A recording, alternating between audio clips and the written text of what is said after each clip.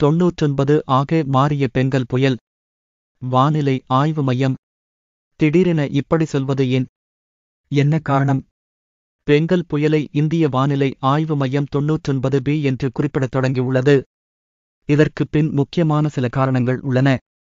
பெங்கல் புயல் காரணமாக சென்னை மற்றும் புறநகர் பகுதிகளுக்கான வானிலை முன்னறிவிப்பு வெளியிடப்பட்டுள்ளது.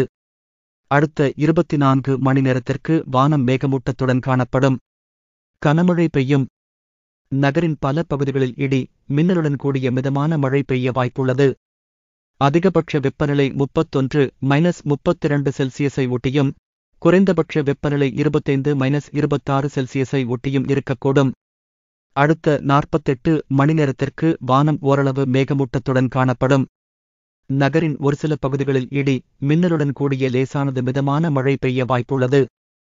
தென்மேற்கு வங்கக்கடலில் நிலை கொண்டுள்ள ஆழ்ந்த காற்றழுத்த தாழ்வு மண்டலம் இன்று மாலை 5:30 மணிக்குள் புயலாக வலுப்பெறும் என வானிலை ஆய்வு மையம் தகவல் வெளியிட்டுள்ளது. புயல் சின்னம் சென்னையில் இருந்து 530 கிலோமீட்டர் தொலைவில் உள்ளது. நகரும் வேகம் 13 கிலோமீட்டரில் இருந்து 10 கிலோமீட்டராக குறைந்துள்ளது. புயல் கரையை கடக்கும் போது சென்னையில் 29-30 தேதிகளில் அதி கனமழை பெய்ய வாய்ப்பு உள்ளதாக தகவல் வெளியாகியுள்ளது. முன்னதாக மணிக்கு 10 கிமீ வேகத்தில் நகர்ந்த ஆழ்ந்த காற்றழுத்த தாழ்வு மண்டலம் தற்போது வேகம் குறைந்து 3 கிமீ வேகத்தில் நகர்கிறது என்று வானிலை ஆய்வு மையம் தகவல் வெளியிட்டுள்ளது.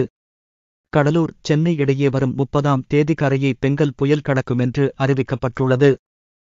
இந்த புயல் நேற்று மாலை உருவாகி இருக்க வேண்டும். ஆனால் உருவாகவில்லை. இன்று இதுவரை உருவாகவில்லை. நாளை காலைக்குள் உருவாகிவிடும் என்று கூறப்படுகிறது.